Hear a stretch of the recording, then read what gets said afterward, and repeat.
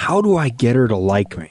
It's a question that just about every guy has asked himself at one point or another, and there's no question how important body language is to communication. Some experts say that as much as 55% of our communication is actually nonverbal. It was once believed that over 90% of our communication was actually nonverbal. We can say so much through our face, our posture, and our eyes, and its effect on us in relationships are astounding.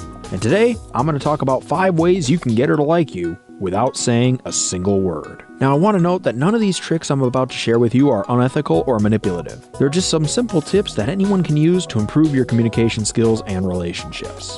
The first tip is what Leo Lowndes refers to as the flooding smile in her book entitled How to Talk to Anyone. Our smiles have a powerful effect not only on the people around us, but also on ourselves. Research shows that smiling not only makes you appear more friendly and attractive to others, but it can also lower your own anxiety and release endorphins. But if you want to get the most out of your smile, then don't give it away for free. Instead, when you meet someone, take a moment to look at their face, pause, and then let a warm smile flood over your face and into your eyes. This pause may only last for a quarter of a second or even a half a second, but it'll make the receiver feel that the smile was genuine and meant for them alone. The second tip is what the book refers to as sticky eyes. Our eyes are arguably the most powerful tool at our disposal when it comes to promoting feelings of respect, trust, and intimacy in a relationship. In fact, a Boston research center once conducted a study to learn the precise effect of eye contact. They put 2 people in a room and had them have a 2-minute conversation with each other. They tricked half the subjects into maintaining intense eye contact by counting the number of times the other subject blinked during the conversation. They found that the subject who received this intense eye contact reported significantly higher feelings of respect and fondness towards the other person.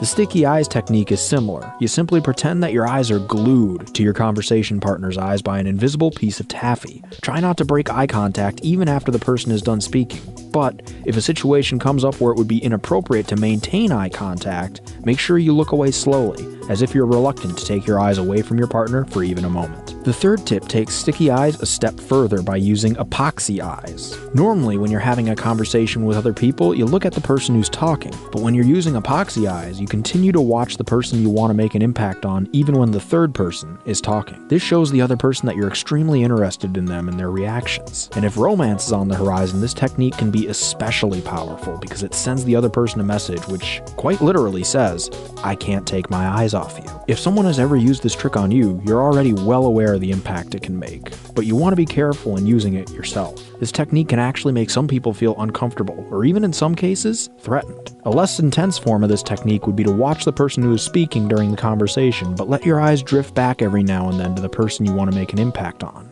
That will still show your interest in them, but it'll give them breaks from the intensity. The fourth tip moves away from the face and instead looks at the body.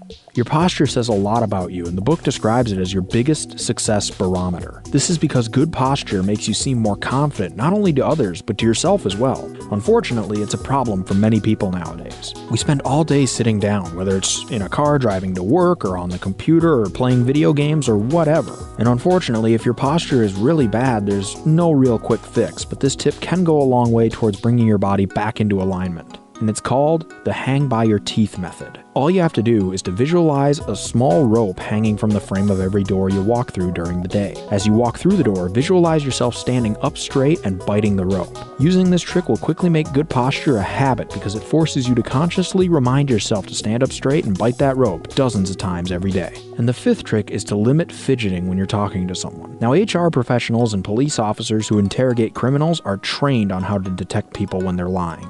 However, even those of us who don't have that training often have a sort of a sixth sense, a gut feeling that something isn't quite right when we're being lied to. I'm sure we've all experienced this at some point. We're having a conversation with someone, but whenever we ask them a question, they shift in their chair, or their eyes begin to briefly glance away from us, or they start scratching their nose or something, and we get this odd feeling that something just isn't quite right, even though we have no actual proof that the person was lying to us. Being aware of this effect is crucial because setting off this alarm in others, even when you're not lying, can have a detrimental effect on your life. It can be the reason that you're not offered that job even though you felt like you really crushed the interview. Some have even speculated that during the presidential debates of 1960, Richard Nixon's lack of makeup, fidgeting, and his constant mopping of his brow on camera actually cost him the election. If you can eliminate these extraneous movements during crucial conversations, you'll appear much more credible and trustworthy. So those are 5 little tricks to get her to like you without having to say a single word. But there are so many more nuggets that this book has has to offer. And if you are interested in any of the tricks in this video and want to learn more of them, I'll leave a link to the book in the description below. I highly recommend you check it out. So until next time guys, remember, don't let anything stop you from taking your life